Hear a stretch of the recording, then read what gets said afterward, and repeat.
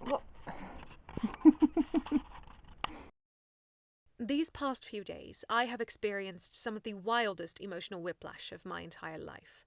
I have never simultaneously been more relaxed and more stressed. Okay, maybe I have experienced more stress. Actually, I know for a fact that I definitely have. However, said stress has never been accompanied by such tranquility before for me. I went on my first ever solo trip, and it was both lovely and deeply confrontational. I used to live on my own until my declining health forced me to quit my higher education and move back in with my parents. For the past 3 years, I've been trying to move out again, but my government refuses to give me the aid I would need to. It has been an arduous, painful process. Rejection after rejection has killed my hope and trust in the people that are supposed to help me, and I am bitterly angry. This anger has no place to go, so it festers inside me like an untreated disease. I long to move on with my life, but I am forced to stay put. I feel like a ghost, as though I died years ago and still haunt my childhood home because I never got to grow up. I watch my younger siblings walk the path I should have paved for them, and it feels like I'm left behind. I long to grow.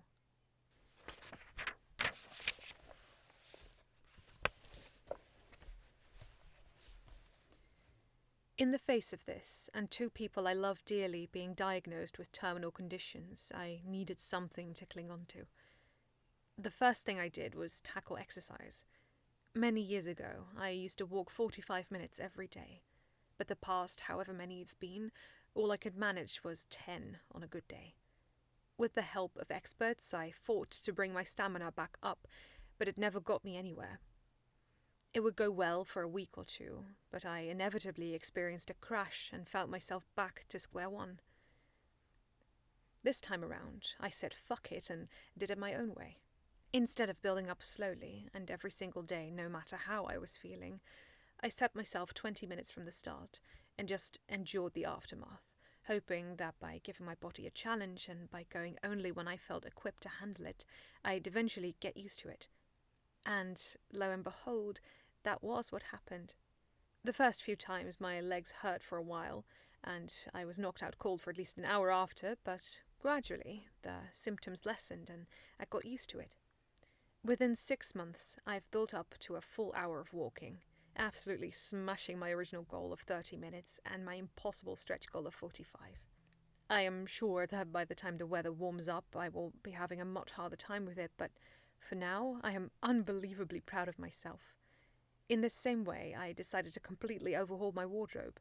I never cared about fashion a day in my life, but as I grew sicker and sicker, I really let it go.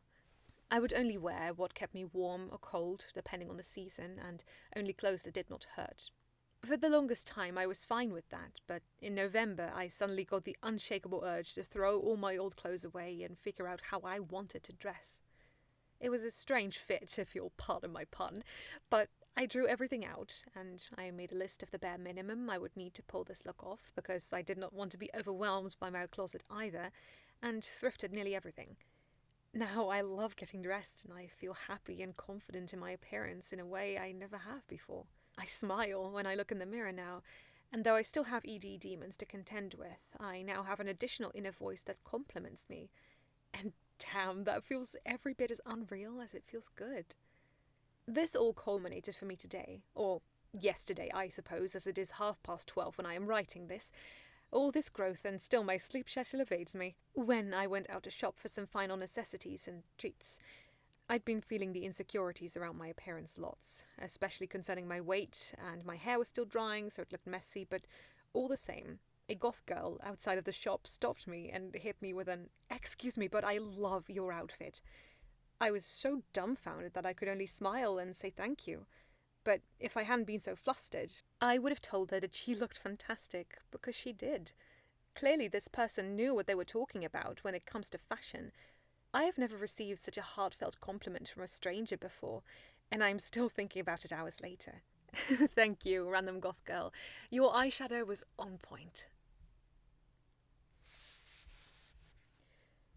Once my new wardrobe was complete, I craved a new project, so I decided it was finally time to get rid of my smartphone. This has been a long time coming, and it is a topic I might make a dedicated video about, so I will give you the cliff notes. Phone bad, distraction and sensory overload. I don't get paid enough to deal with this, so in the trash you go.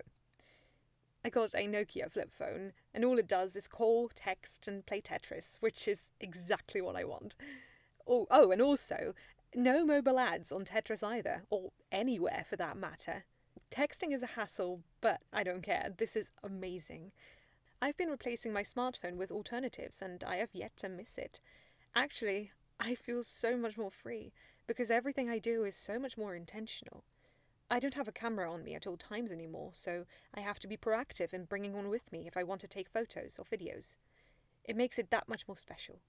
I have also been limiting my internet access for quite a while now, because that's where all this started. Back in 2020, when I first moved out on my own, I had no internet at my studio for the first week, and I loved it.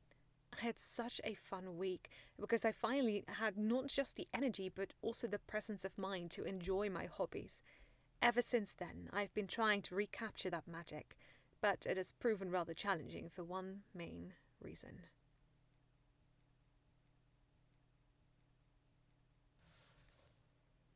No internet means no 24/7 distraction, and no 24/7 distraction means raw, honest, terrifying confrontation with the present moment.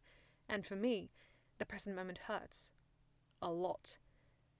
Widespread, unrelenting chronic pain and constant crippling anxiety make it real damn hard for me to be in the moment, because every time there was no distraction, I was faced with the reality of my situation. My body hurts. A lot. And there is nothing I can do about it. Doctors cannot and will not lift a finger to help, and I am stuck trying to navigate this all on my own. Sound familiar? Years ago, all I wanted to do was fight, to pretend this wasn't happening, that I was healthy and could do everything I used to.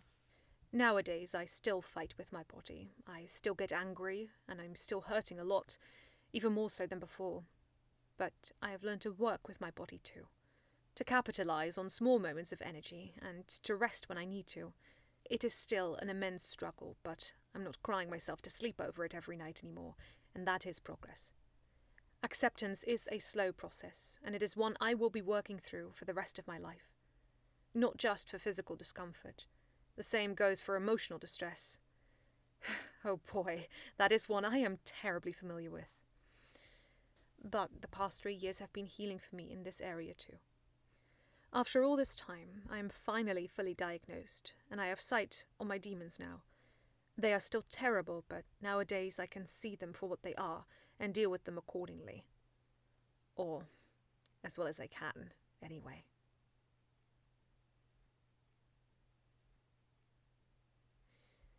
When I mentioned this trip stressed me out, I did not mean because I forgot something important or lost my way somewhere. No. I mean that I was scared for my life every time the sun went down. With no evidence whatsoever, my OCD was convinced that somebody was going to break in to assault and murder me. Suddenly, every creak, every little noise was a footstep, and every breath could be my last. I was having trouble breathing and sleeping, bordering on panic attack for hours every night, and no internet, so no distraction, but also no friends to call to help me regulate. When I lived on my own, I dealt with this too, but mostly during the daytime, when I had to go outside. I haven't had to deal with OCD this severe in a while, but the past few weeks have been especially brutal. It is hard to explain, but when OCD gets going and latches onto something, it is impossible to pry it loose. It isn't as though I am afraid something is maybe going to happen. It is as though it has already happened, and I am living in a nightmare. When I turn the lights off, once I finish writing this, that axe murderer is going to be there, and he is going to kill me over and over again. And in return, my elemental animal characters will kill him over and over, and if I'm lucky, I can eventually fall asleep. It's not always murderers. Sometimes it's rabies or cancer or my loved ones dying. Sometimes it's fire or a flood. Sometimes it doesn't have a shape. But this is what OCD looks like. Being scared to death of nothing. Being plagued with violent, vivid imagery and so much self-doubt because you feel like you're going crazy. You know it's not real, and yet every fibre of your being trembles with fear. I'm still alive, but I have died 1,000,000 times in my head.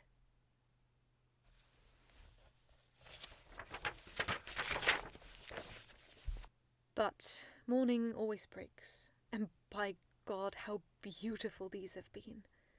When I sat there in the gentle sunlight, listening to the birds, watching the leaves sway in the wind, enjoying my tea and my breakfast, I felt like the world slowed down just for me. I could breathe again. I wasn't worried about wasting time or the fact that I was eating. None of that existed anymore. It was like my mind was finally quiet, and I took that quiet with me for the rest of the day. As terrible as my nights have been, my mornings have been incredible, and I wouldn't trade them for the world. I've written down several things I want to take with me from this trip, and these quiet mornings are at the top. If I can implement these into my daily life, I can only imagine how much rest it will bring me. It is 2 in the morning now, and tomorrow I have to be ready to leave at 11. I am both relieved and grief-stricken at having to leave this place behind, but I have packed all my things and it is time to go, whether I like it or not. I have my list of everything I have learned, but it will take me some time to settle back into my home life. In a way, this departure mirrors the one I had 3 years ago, when I left my studio apartment behind. I still remember the helplessness, the anger, the grief, because I feel them to this day. These emotions will continue to stir and fester until I find my own place, somewhere I can laugh and cry and fuck without the possibility of someone walking in on me and judging me for my humanity. Until that day comes, I will continue to grieve my independence. I miss her fiercely, like a doe misses spring grass in the middle of winter, but I will hold fast, like she will. As the doe strips trees of their bark to feed the ravenous wolf inside her, I will continue to satiate this hunger for independence by shaping what is within my control to my liking, so that by the time I do finally move out, God willing, I will be ready. If it feels like I've changed, well, I hope that I have. I'm good for you. I did it for her.